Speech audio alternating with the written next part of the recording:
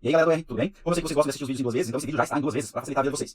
Nesse vídeo vocês vão estudar data frames, como você cria, como você transforma uma lista em data frame. Nós vamos aprender também a indexar os elementos do data frame, nós vamos aprender a cortar no data frame, tirar algumas linhas, tirar só algumas colunas, ordenar o data frame, sei lá, vamos aprender muitas coisas relativas ao data frames. Outra coisa legal que a gente vai ver são seus merges, que são parecidos com os joins do SQL, e também vamos aprender a criar alguns data frames a partir da funçãozinha sample, que gera elementos aleatórios para nós. Vai ficar bem legal. Espero que vocês gostem, não se esqueçam de fazer todos os exercícios que eu pedi, qualquer dúvida entra em contato comigo. Bom curso para vocês e agora a vinhetinha!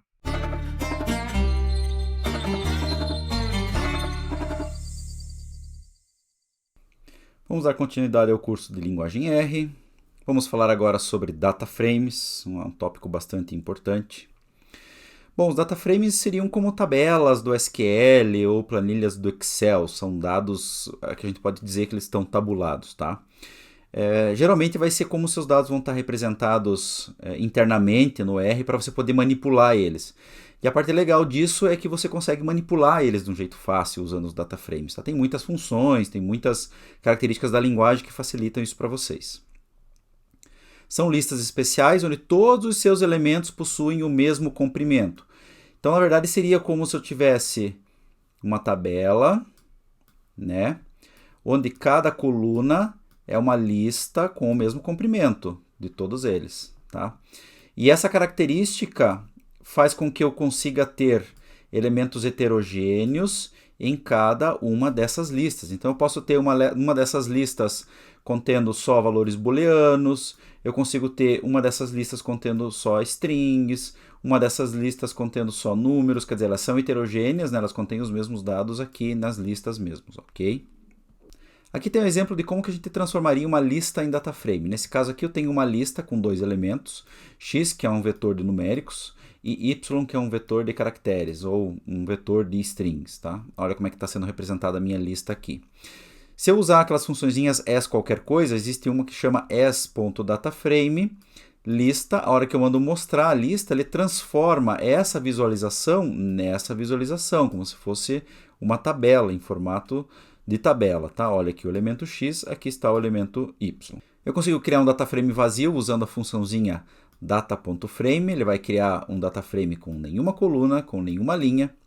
Eu consigo adicionar colunas no meu dataframe usando o operador $, então é o mesmo operador que eu usava em listas, eu consigo acessar o meu dataframe usando esse operador. Então olha só, df$x recebe integer, a gente já sabe que esse integer vai criar um vetor de inteiros, só que esses inteiros vão ser, não vai ter nenhum inteiro aqui, vão ser todos zero. E character, sem nada aqui também, está criando um vetor que a gente já sabe de strings de comprimento zero, porque não tem nenhum caractere aqui. Então o que vai acontecer? Se eu criei meu dataframe vazio e fiz df$x, df$nome, a hora que eu mando mostrar meu dataframe, ó, devia estar em negrito aqui, ó, por que você não colocou em negrito, Razer? Mas enfim, ele vai mostrar que agora o meu dataframe tem o componente x e o componente nome, né, a coluna x e a coluna nome, só que sem valor nenhum. Eu consigo adicionar linhas de um jeito simples fazendo uma construção como essa, olha só. nrow vai me dizer quantas linhas eu tenho, então eu vou colocar aqui no dataframe, na última linha, quantas linhas eu tenho, mais 1, nesse caso seria 10, seria 0 mais 1. Então nessa linha eu vou colocar um vetor 10 Razer. Esse 10 Razer significa um dado que vai para a coluna x e um dado que vai para a coluna nome. Então, na verdade, quando eu mandar mostrar o df depois, é como se eu estivesse adicionando uma linha. Veja que eu usei a construção aqui, ó, parecida com aquela construção que nós vimos em matrizes, em vetores, né? Onde eu só indiquei qual linha que eu estou manipulando e coloquei a vírgula. Quando eu coloco essa vírgula, eu estou dizendo, olha, estou manipulando essa linha, não uma linha coluna. Eu também consigo criar o meu dataframe vazio já indicando quais são as colunas que eu quero. Olha só, aqui eu estou fazendo o dataframe, estou dizendo que o componente x, né, ou a coluna x, é um vetor vazio de inteiros e a coluna nome é um vetor vazio de caracteres. Quando eu mando mostrar ele, de caracteres de strings, né? Quando eu mando mostrar, ele mostra já o x e o nome.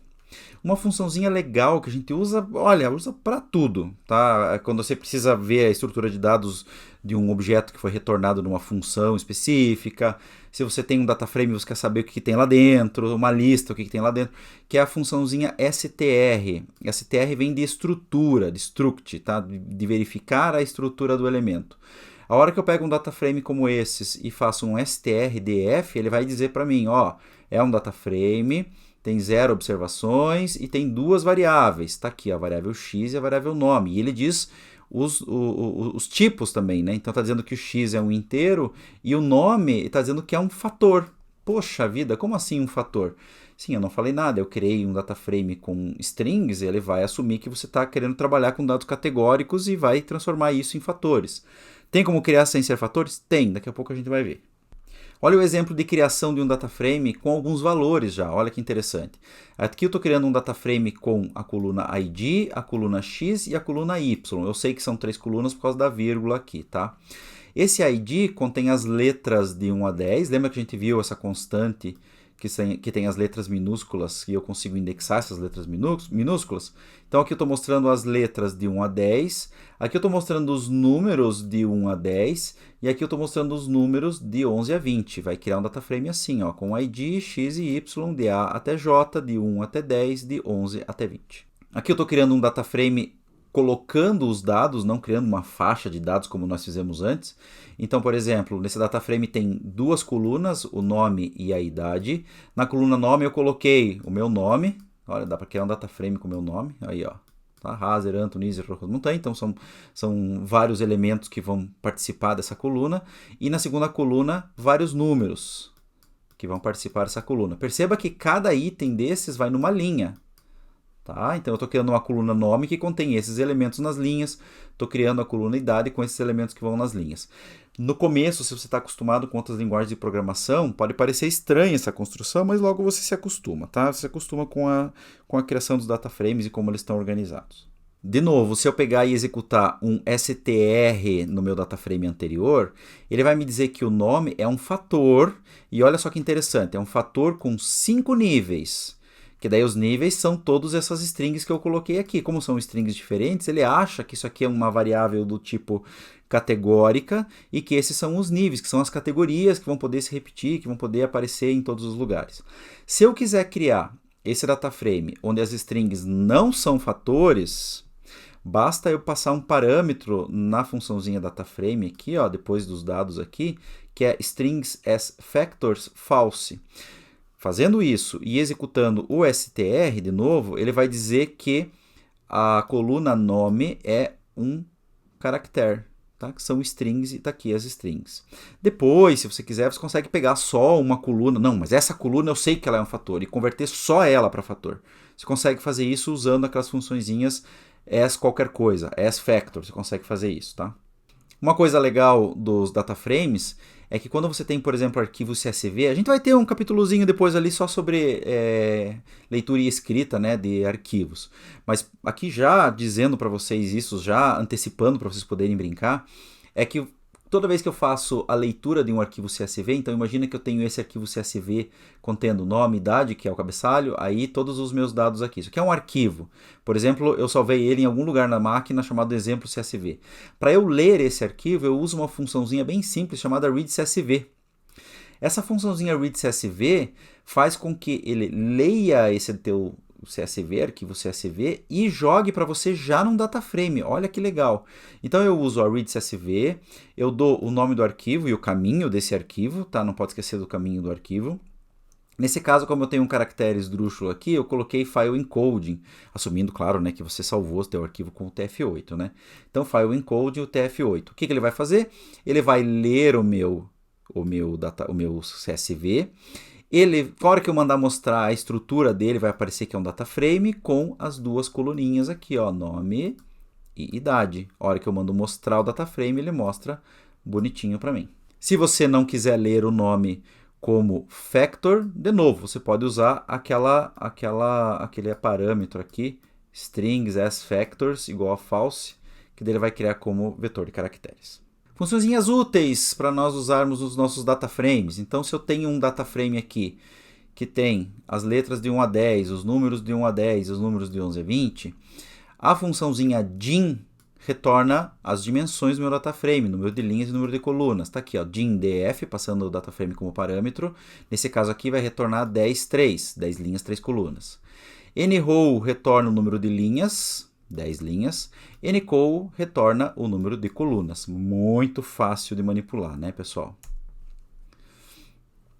Outras funçõezinhas úteis, a gente já viu essas funções, ó. Head me mostra as 6 primeiras linhas e tail me mostra as 6 últimas linhas. Isso aqui é legal, porque às vezes você quer dar uma olhada no data frame, um exemplo dos dados, e o teu data frame tem um monte de informação lá dentro. Então você faz um head que ele mostra o comecinho do data frame para você, ou um tail para mostrar o final do data frame para você. Bem útil, a gente usa bastante essas funções. Names, outra função útil que me retorna o nome das colunas do data frame. Aqui. Mostra as colunas do data frame. Row names mostra os nomes das linhas do data frame. Então, row names eu posso colocar nomes nas linhas também. Aqui está mostrando 1, 2, 3, 4, 5, 6, 7, 9, 10, porque eu, na verdade, não coloquei o nome das linhas. Então, ele está buscando de forma indexada aí para nós. Tá? A hora que eu faço str, a gente já viu, ele mostra a estrutura do nosso data frame. Outras funções úteis, por exemplo, a gente já usou o cbind, que serve para acoplar 2 data frames lado a lado, isso é, adicionar colunas.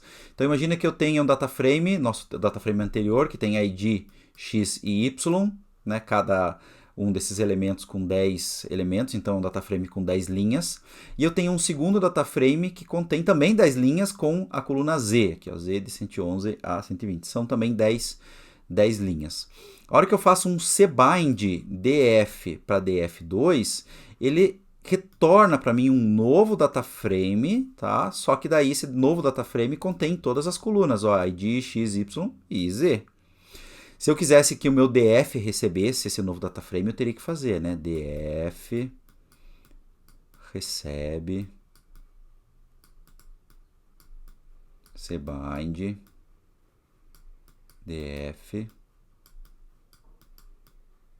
df2, tá? Também posso fazer adição de linhas nos nossos data frames, então eu faço isso usando o rbind, que a gente já conhece também.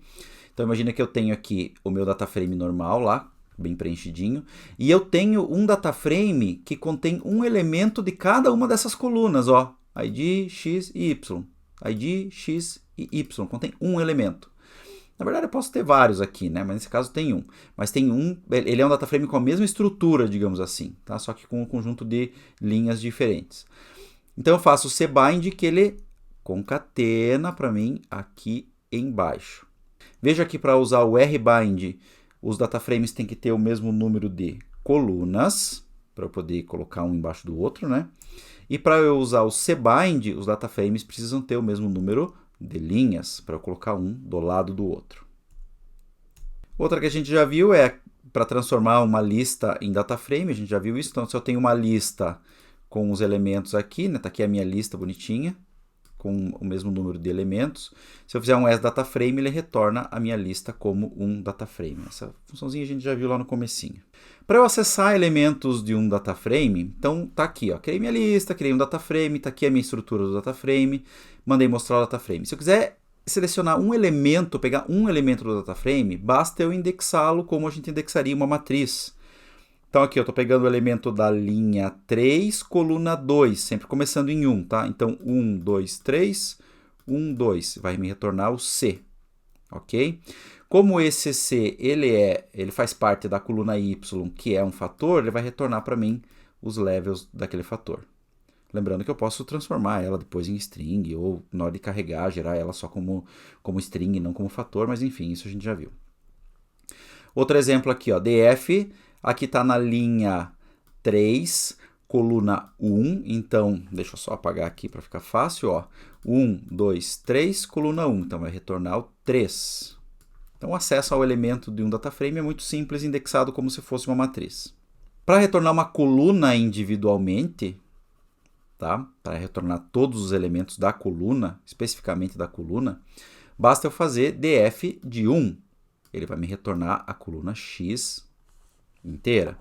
Basta eu fazer df de 2, vai me retornar a coluna Y inteira. Tá? Olha só que interessante. Isso me retorna a coluna inteira. Isso porque o data frame é um conjunto de listas. Tá? Então, quando eu coloco df de 1, eu estou retornando a lista 1, que é X. df2, lista 2, que é Y. Também consigo retornar os elementos da coluna se eu colocar uma vírgula antes. Lembra que é linha, coluna? Se eu colocar uma vírgula, eu estou selecionando só a coluna. Aí ele vai me retornar um vetor com os elementos da coluna escolhida. E ele retorna um vetor porque é uma coluna, ok? Como é uma coluna, os elementos possuem o mesmo dado, o mesmo tipo de dado, então ele retorna sempre um vetor, ok? Então aqui, quando eu retornar desse jeito, ele vai retornar a coluna. Quando eu retornar desse jeito, aqui ele vai retornar um vetor. Quando eu retornar desse jeito, eu estou fatiando o data frame e ele está me retornando um outro data frame só com a coluna 1. Olha só a diferença. Quando eu faço essa construção, ele me retorna um novo data frame só com aquela coluna. Quando eu faço desse jeito, ele retorna os elementos daquela coluna. Isso é, um vetor com os elementos dela. Para retornar uma linha individualmente uma linha, então eu posso usar o mesmo esquema que nós fizemos antes, tá? Eu posso simplesmente retornar um novo data frame com a linha, fazendo com essa construção aqui, ó, df entre colchetes, aí eu digo qual é a linha e eu coloco a vírgula, porque se eu não colocar a vírgula, se vocês forem aqui atrás, ele acha que está retornando a coluna. A hora que eu coloco a vírgula, ele sabe que está retornando a linha. Então, olha aqui, ele retornou a linha 1. Aqui ele retornou a linha 2. E a parte legal, isso aqui ele fatiou o data frame, ele retornou um outro data frame para você. E isso aqui é um data frame. Se eu quiser não retornar um data frame, retornar o tipo mais básico, como nós fizemos antes aqui, ó. Quando eu coloquei a vírgula, retornou o tipo mais básico, ele não retornou um data frame, ele não retornou a estrutura de dados grande, ele retornou a estrutura de dados pequena, que é o vetor. Se eu quiser fazer a mesma coisa aqui, eu preciso passar um parâmetro na indexação, então eu coloco 1, que é para dizer, eu quero retornar a primeira linha. Aí eu coloco mais uma vírgula e passo o parâmetro drop. Drop igual a true significa, use o tipo mais básico. Como os elementos de uma linha possuem tipos diferentes, ele não consegue retornar como um vetor, então ele retorna como uma lista. Isso aqui é uma lista. Por que ele retorna uma lista? Porque os elementos da linha possuem tipos diferentes, portanto, você não consegue representar com um vetor. Lista, linha 2, drop igual a true. Por default, você viu que o drop é igual a falso aqui, né? Ele retorna um data frame, retorna o mesmo tipo do dado. Consigo também acessar os elementos pelo nome. Por exemplo, eu tenho um data frame que tem duas colunas aqui, a coluna X e a coluna Y. Se eu fizer df$x, retornou os elementos da coluna X. Se eu fizer df$y, retorna os elementos da coluna Y. E se eu fizer df$y, normal, e indexar com 3, ele vai retornar o terceiro elemento. Tá? Perceba que nesse caso aqui ele não retornou um data frame, olha só, ele fez o dropzinho para você. Ele retornou o vetor com os elementos, ele não retornou um data frame com o X, ele não fatiou o data frame. Ele foi no data frame, buscou esses dados que estão aqui e retornou um vetor para você, ok? De novo, para indexar os data frames, a gente tem diferença entre colchetes e duplo colchetes. Quando eu faço só um colchetes, eu estou fatiando o data frame.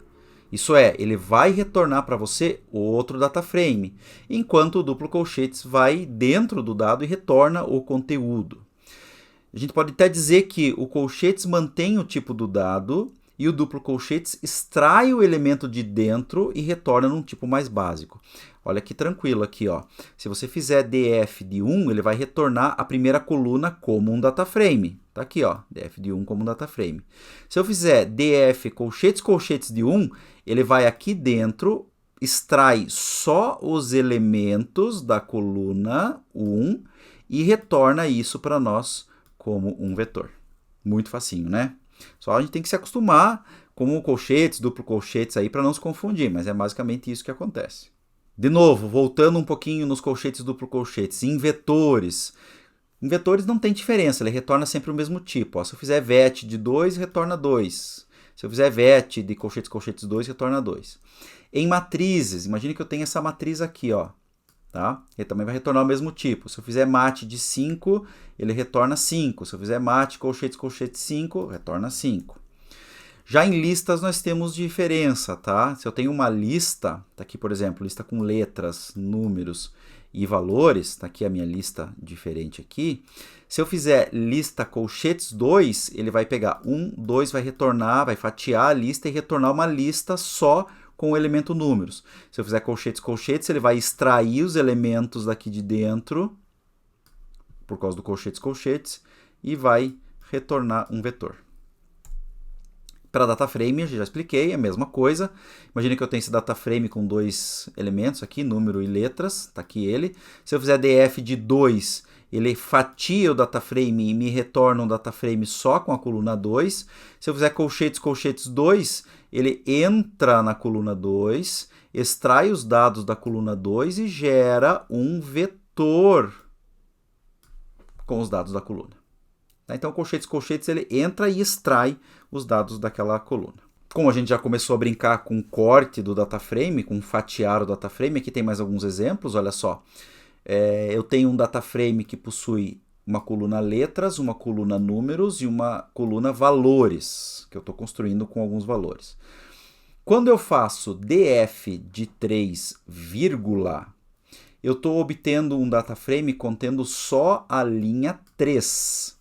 A hora que eu mando mostrar, ele mostra para mim só a linha 3. Veja que ele manteve o dado data frame, o tipo do dado data frame. Foi mantido o tipo do dado. A hora que eu faço data frame e ao invés de passar um elemento aqui, como nós passamos o 3, ao invés de fazer com um elemento, eu passo um vetor de 4 a 6. Olha que isso aqui é um vetor de 4 a 6. Eu usei o C, não precisava. Quando eu faço isso daqui, ele vai me retornar um data frame também, só que contendo as linhas de 4 a 6. Então eu estou fatiando, estou cortando linhas. A hora que eu digo dentro do data frame um vetor, ao invés de ter uma sequência de valores contendo valores diferentes, aqui 2, 5, 8, ele vai me retornar um data frame contendo as linhas 2, 5 e 8. Ok? Então estou fatiando linhas, estou cortando as linhas de um data frame. Posso fazer as mesmas operações para colunas, tá? Fica bem tranquilo de fazer. Mesmo data frame de antes, só que aí ao invés de colocar o número antes da vírgula, eu coloco depois da vírgula. Aqui nós fizemos o número antes da vírgula para cortar linhas, depois da vírgula para cortar colunas. A hora que eu faço vírgula 2, eu estou retornando uma coluna. Estou retornando a coluna 2, está aqui. Só que nesse caso ele vai transformar para vetor, porque ele está fazendo o drop aqui. Tá? Nesse caso ele está fazendo o drop retornando para vetor. A hora que eu coloco o drop false, ele retorna para mim um data frame com a coluna 2. Então veja, você tem que pensar o que você precisa fazer com o seu data frame. Eu preciso retornar um novo data frame só com a coluna 2? Então você coloca drop false. Não, eu preciso só dar uma olhada nos valores e fazer alguma operação. Então talvez seja mais interessante você fazer só retornar o vetor ou colocar um vírgula drop true para garantir aqui. Mesma coisa de antes. Se eu passar, no caso, no lugar das colunas, uma sequência de colunas, ele vai cortar o data frame e vai retornar um outro data frame para mim contendo essas colunas aqui. Veja que aqui ele não retorna mais um vetor. Como você tem vários, não tem como ele retornar um vetor, você tem várias colunas, ele retorna um outro data frame. Ok? Está aqui meu data frame. Com as colunas de 2 a 3. Se eu quiser retornar a coluna 1 e a coluna 3, basta eu passar um vetor contendo os números 1 e 3 dentro do data frame. Aí ele retorna a coluna 1 e retorna a coluna 3. É muito simples, basta você se acostumar com a nomenclatura, tá, pessoal? Aqui eu estou cortando tanto as linhas como as colunas. Então começa a ficar um pouquinho mais complicado, olha só. No meu data frame de antes, eu quero retornar somente as linhas 1, 6 e 10. Então eu passo um vetor contendo as linhas que eu quero antes da vírgula. E eu quero as colunas letras e valores. Então eu passo um vetor com as colunas que eu quero. Ele me retorna um novo data frame contendo só os dados que eu pedi. Olha que versátil que é, que legal que é de fazer isso. Se eu quiser excluir, tá? Se eu quiser retornar um novo data frame com linhas excluídas, basta eu colocar o sinal negativo quando eu estiver indicando quais colunas que eu quero. Então, ou linhas, né? Quais linhas que eu quero. Então aqui eu quero retornar o meu data frame, só que sem as linhas de 2 a 10. Ó, tá vendo que tem os 2 pontos aqui? É de 2 a 10. Então ele vai me retornar um novo data frame com a linha 1 e 10. Olha que legal. Aqui eu quero retornar um novo data frame, veja que eu estou colocando em teste aqui. Eu quero retornar um novo data frame, sem as linhas 1, sem a linha 3, sem a linha 5, sem a linha 7 e sem a linha 9. Então eu coloco menos. Então ele me retorna só as linhas 2, 4, 6, 8 e 10. Muito simples. Basta usar o índice negativo. Se eu quiser excluir colunas, funciona do mesmo jeito. Basta eu falar qual coluna que eu quero com o número negativo. Aí, com o número negativo, ele vai fazer a exclusão. Então, eu estou retornando em teste um novo data frame sem a coluna 1, que é a letras, né? Sem a coluna 1. As mesmas construções que eu fiz para linhas, eu consigo fazer também para colunas. Olha só. Eu quero retornar o mesmo data frame que esse, só que sem as colunas de 1 a 2. Então, ele vai retornar só a coluna 3. Nesse caso, como ele está retornando só a coluna, ele vai fazer o drop e vai retornar um vetor. De novo, se quiser retornar isso como data frame, basta colocar drop false aqui. E agora, eu quero retornar o mesmo data frame sem as colunas 1 e a coluna 3. Isso é, vai retornar só a coluna 2. Então, ele retorna, como é uma coluna só, ele está fazendo o drop. Se você precisar que retorne um data frame, basta você fazer drop igual a false aqui. Que é o que eu contei para você aqui, né? Drop igual a false. Aí ele vai retornar um data frame para você. Se você precisar selecionar elementos de dentro de um data frame, você consegue fazer isso de um jeito fácil usando a funçãozinha which. Tá? Esse which ele recebe um condicional e retorna a posição dos elementos que atendem essa condição. Isso é, que são verdadeiros, que são true. Então imagina que eu tenho o seguinte, imagina que eu tenho um vetor chamado lista, que tem true, false, false, true. Se eu pegar esse vetor booleano e passar para o which, ele vai me retornar 1 e 4. Veja, só para vocês entenderem o funcionamento do which, tá? 1 e 4 significa que na posição 1 eu tenho verdadeiro e na posição 4 eu também tenho verdadeiro. Essa é a construção do which. Imagina que eu tenha uma lista agora que contém os valores de 10 a 1. Tá aqui a minha lista. Se eu fizer um condicional em cima dessa lista, por exemplo, lista igual a 3, ele vai me retornar falso em tudo, exceto nessa posição. Tá? Perceba que esse vetor é parecido com esse, tá? Só que eu obtive esse vetor a partir de um condicional. A hora que eu pego esse lista igual a 3 e coloco no which, ele vai me dizer qual é o elemento da lista cujo valor é 3. Olha que facinho. É 8, é o oitavo elemento da lista que o valor é 3. Muito tranquilo de fazer. Eu também consigo fazer uma outra construção aqui, olha só. Eu quero saber quais são os elementos da minha lista que são pares. Quais elementos que são pares. Então eu vou fazer um which fazendo um condicional na lista. Lista, que é os valores de 10 a 1. Módulo 2, isso é, o resto da divisão 2 igual a 0. Quais elementos da minha lista são divisíveis por 2, portanto, são pares. É o elemento 1, 3, 5, 7, 9. Ó, o elemento 1, que é o 10, o elemento 3, que é o 8, o elemento 5, que é o 6, o elemento 4, que é o 7, e o elemento 9, que é o número 2. Consigo fazer coisas mais elaboradas também no which para me retornar quais elementos, né, quais posições possuem esses valores, que é lista módulo 2, e lista maior que 5. Então, quais são os elementos pares maiores do que 5? Aí ele vai me retornar o 1, o 3 e o 5, que é o 10, o 8 e o 6. Veja que aqui ele me retornou um vetor de valores. Se eu pegar esse vetor de valores e jogar dentro de um data frame, eu consigo separar os elementos que possuem essa condição, que é o que nós vamos fazer agora.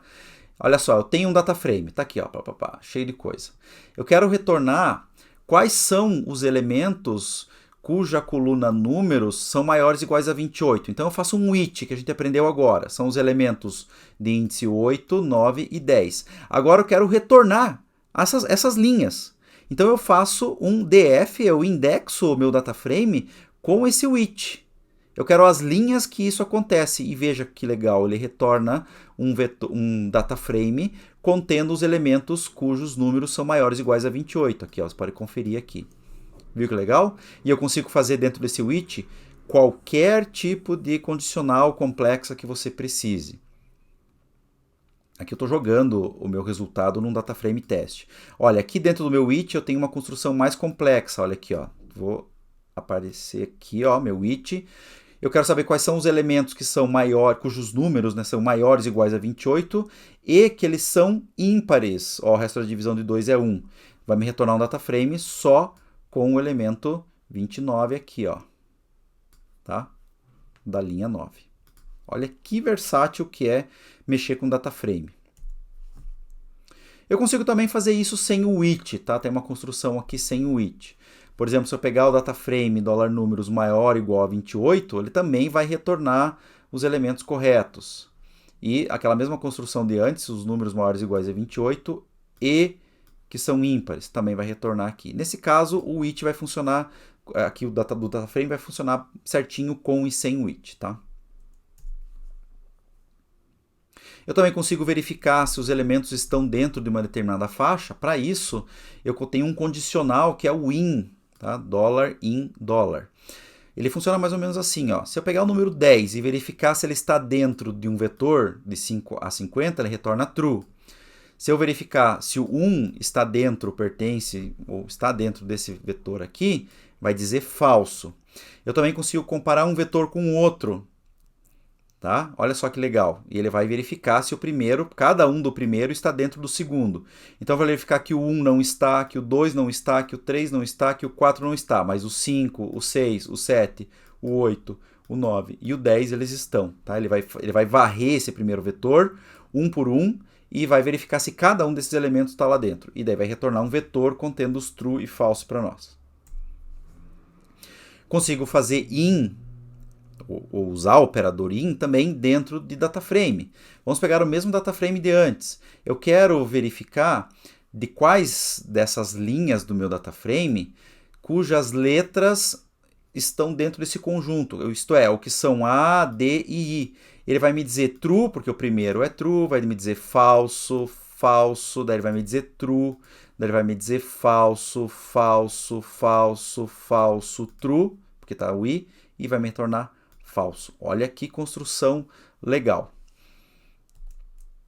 E aí, se eu pegar essa mesma condição que eu fiz antes e indexar meu data frame por linhas, isso é, com a vírgula aqui, ele me retorna todas as linhas que seguem esse condicional aqui. Então veja, fica fácil se você for construindo aos poucos os seus comandos e depois ir agregando, tá? Se você bater o olho já nesse comando aqui, você vai ter um susto. Você vai ver, meu Deus do céu, que porcaria é essa? Nunca vou conseguir construir um comando desses aqui.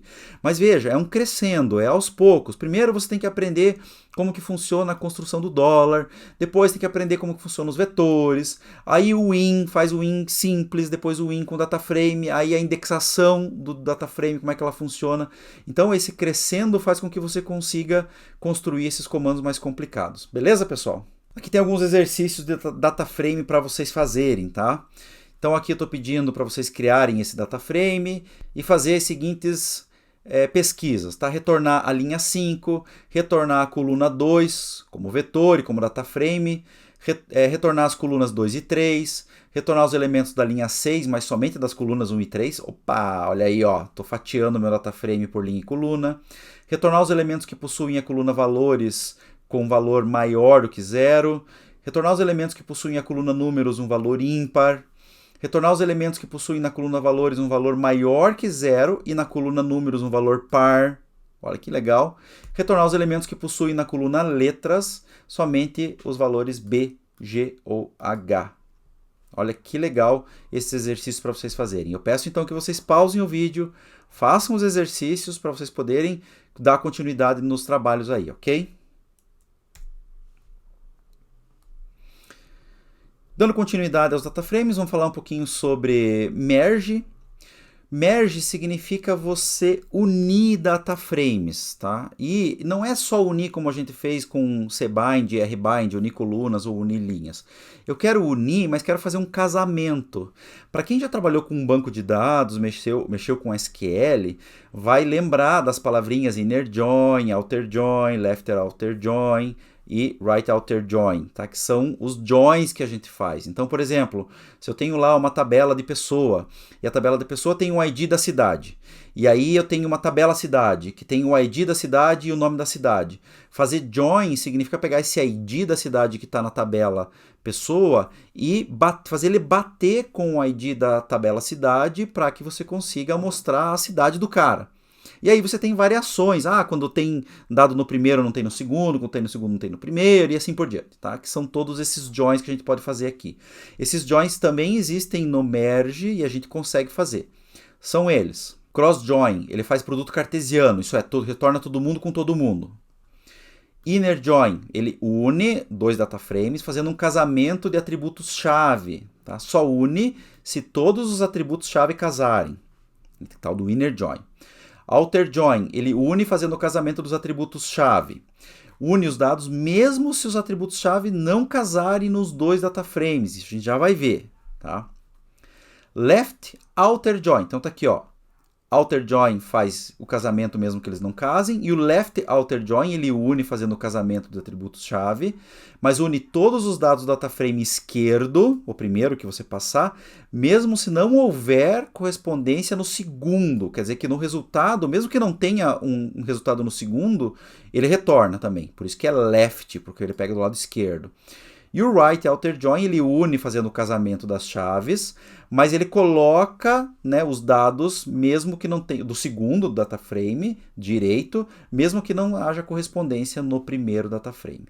Eu vou mostrar para vocês isso com exemplos aqui. Sejam dois data frames para a gente brincar.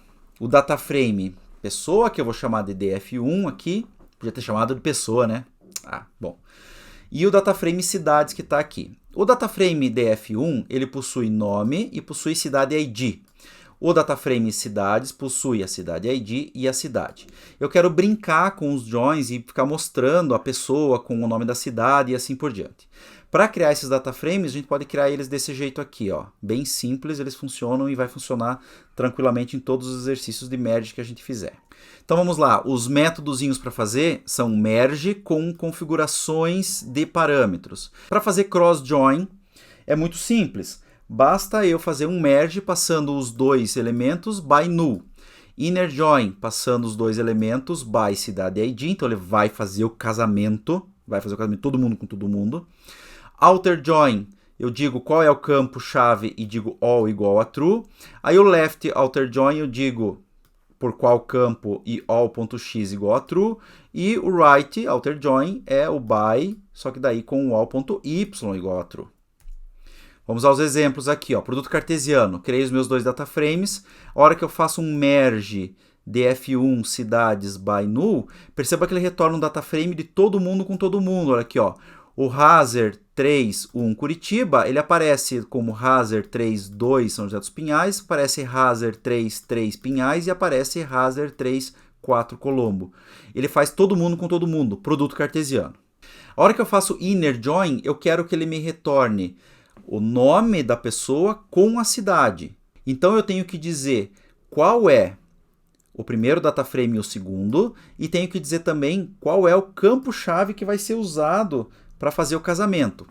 Veja que eu tenho, olha só, Montanho, ele está na cidade de Curitiba. Basta eu olhar que a cidade do Montanho é a cidade 1 e a cidade 1 é Curitiba. Aí eu tenho Nízer, São José dos Pinhais. Ó, Nízer, a cidade do Nízer é 2 é São José dos Pinhais. Eu tenho Razer, Pinhais, veja que Razer, a cidade do Razer é a cidade 3, a cidade 3 é Pinhais, e eu tenho Rojas, Pinhais, porque a cidade do Rojas é a 3, é Pinhais também. Aí a pergunta, por que o Anton não apareceu aqui? Pelo simples fato de que a cidade do Anton é 10 e não tem cidade 10 aqui. Ok? Então ele faz o casamento de todo mundo com todo mundo, só se os atributos casarem. Outer join, ele já vai fazer o casamento de todo mundo com todo mundo, mas mesmo que não case, ele vai retornar. Então veja que eu fiz o mesmo comando, ó, merge df1 cidades by, só que eu coloquei all igual a true. Ele vai retornar para mim os mesmos elementos do merge anterior, só que daí, por exemplo, ó, o Anton veio, só que não tem cidade correspondente, então ele coloca um NA. Colombo, olha só, a cidade 4, não aparece aqui na minha lista de pessoas. Então ele também retorna o Colombo, só que sem uma pessoa, sem um nome atrelado a ele, ok? Então ele retorna todo mundo, só que daí ele retorna os caras que casam, tudo bonitinho, e os caras que não casam, eles colocam o NA. Left outer join é a mesma coisa que esse aqui, ó, que o merge que a gente fez. Só que o left ele retorna só quando da esquerda existe. Olha só. Então veja aqui, ó, eu coloquei o mesmo comando, só que all.x igual a true, ele retorna os mesmos carinhas lá do inner join, só que retorna também quando a esquerda acontece. Quer dizer, o Anton não tem correspondência em cidade, mas ele retorna. E aí, por conseguinte, o right outer join faz a mesma coisa, all.y igual a true, ele retorna os mesmos carinhas do inner join, só que ele retorna quando tem correspondência do lado direito. Ó, Colombo existe e o nome aqui não existe, o NA não existe. Ok? Veja que não é difícil, mas a gente tem que dar uma prestada atenção, senão a gente se perde nesses joins aí. Como exemplo, eu peço que vocês, então, criem os dataframes e executem os merges. Gente, não é só executar o merge, é executar e fazer essa análise do que está acontecendo. Por que que retornou esse troço? Procura lá, eu estou fazendo cross join, é por isso que veio esse troço esquisito, porque o cross join funciona desse ou daquele jeito, tá? Então vocês têm que analisar o porquê que foi retornado daquele jeito. Façam os exercícios, se tiverem dúvidas, por favor, entrem em contato comigo. Para a gente brincar um pouquinho com o DataFrame, eu vou falar sobre umas funçõezinhas para criação de dados, né, para criar dados aqui, bem simples, tá? A primeira delas é a sample. A sample ela obtém uma amostra de elementos de um determinado tamanho, então sample x, aí eu digo qual que é a minha amostra de elementos, qual que é o tamanho dessa amostra e se tem repetição ou não, ok? Então aqui, ó, por exemplo, sample de 14 a 102, então ele vai retornar valores de 14 a 102, 10 elementos, ele retorna para mim um vetor de 10 elementos entre 14 e 102. Isso aqui é útil quando você quer brincar, por exemplo, nesses dataframes que eu estou passando para vocês, eu preciso montar um monte de exemplos, então está aqui, eu posso usar o sample. Ou se eu preciso de uma amostra, preciso de números aleatórios para pegar algumas amostras do meu dataframe, usa o sample. Olha aqui eu estou criando uma base de dados bem simples, com 10 elementos. Eu estou criando um vetor sexo. Olha que legal, ó. Eu tenho um vetor de masculino e feminino e eu quero pegar 10 elementos que podem repetir. Aqui eu estou buscando a idade, né, números entre 14 e 102, 10 elementos que podem repetir. Peso das pessoas de 50 a 90 quilos, 10 pessoas que podem repetir. Olha que legal, eu estou criando um vetor, olha esse aqui, essa construção aqui, ó. Eu estou criando um vetor chamado menor, que contém true ou false, né, um vetor booleano, se o cara é maior ou menor de idade, tá? Então, aqui está dizendo se ele é maior ou se ele é menor de idade. E aqui eu estou criando o meu dataframe pessoas, que contém a coluna sexo, a coluna idade, a coluna peso e a coluna menor. Quando eu mostro, está aqui meu dataframe. E com esse dataframe eu posso brincar, posso fazer os exercícios, posso fazer join, posso criar dataframes diferentes e fazer os joins que vocês têm de exercício ali. Basta vocês irem criando os dataframes usando o sample, por exemplo. A hora que você dá um str para ver a estrutura, o teu sexo aqui, ó, ficou como factor. Eventualmente, nesse caso, é o que eu precisava, tá? Precisava do valor categórico factor. Se você não quer que seja um valor categórico, quer que seja string, basta você passar strings as factors quando você estiver criando o dataframe. A gente já viu isso aqui, ó, daí ele cria como caracteres. E aí, em sendo caracteres, você tem que manipular eles como caracteres, né? Não como fatores. Mas você consegue fazer isso sem problema nenhum. Outra coisa que você pode fazer com os dataframes também é ordenar, mesmo esquema do sort e do order. O sort ele retorna um vetor com os valores ordenados, tá? Default em ordem crescente, pode passar também o parâmetro de decrease em true. Por exemplo, sort de pessoas $idade, então vai retornar as idades da pessoa ordenadas. Sort, só que daí com decrease em true, ele retorna desordenados. E order, ele retorna os índices das pessoas para ter aquele dataframe ou aquele elemento ordenado. ok? E aí, se eu quiser ordenar o próprio data frame, basta eu colocar um order dentro das pessoas, do data frame. Tá aqui, ó, das pessoas. Então, olha só, pessoas, eu quero retornar o meu data frame pessoas ordenado por idade. Tá aqui, ó, order pessoas $idade. Perceba que a idade está ordenada, olha aqui, ó. Bem bonitinho. Porque se você executar order de pessoas e idade, ele vai retornar exatamente esse conteúdo aqui, ó, que são os índices dos elementos para tornar a idade ordenada. Ele retornou ordenado para mim, tranquilinho. Se eu quiser ordenar por 2 ou mais colunas, basta eu passar parâmetros no order aqui, ó. Eu quero ordenar por pessoas sexo e pessoas idade. Olha que bonitinho. Aí, primeiro ele retorna todos os femininos, porque o F aqui está menor que M, e depois dentro dos femininos ele ordenou todos os femininos. Aqui ele retornou depois todos os masculinos, e dentro dos masculinos ele ordenou as pessoas por idade dentro do masculino. Como exercícios agora, então criar um data frame anterior, executar os comandos, vejam os resultados, ordene o data frame por peso, ordene o data frame por peso, por sexo, na verdade, e peso decrescentemente, dê a maior idade dos dados, execute um max, tentem executar o max, a gente já viu o max, né? Tentem executar, dê a média dos pesos, mostrar as pessoas do sexo feminino que estão na base, e contar as pessoas do sexo feminino. Isso é, você vai pegar as pessoas do sexo feminino e depois contar quantas pessoas do sexo feminino vocês têm. Sobre data frames, pessoal, é isso. Espero que vocês façam esses exercícios, tá? Não tem jeito de você aprender a brincar com R e qualquer linguagem de programação, tá?